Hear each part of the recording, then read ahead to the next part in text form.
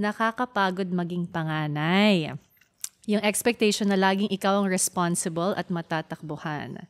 I love my family pero grabe din yung pressure. Paano ba to? I'm gonna be honest, may time din na napagod ako, Ate Bianca, na gusto ko na din takbuhan. Lalo na kasi, dami kong gusto mangyari sa buhay ko na parang problema ko na problemahin ko, saka na yung sa inyo, parang kanya-kanya muna tayo, ganun. Pero, na-realize ko kasi, every time na hindi ko rin kayang pasanin yung sarili kong problema, sila din naman yung nandyan eh. Siguro, mas malaki lang yung naitutulong ko pa ngayon sa mga problema nila kasi I have the means to do it.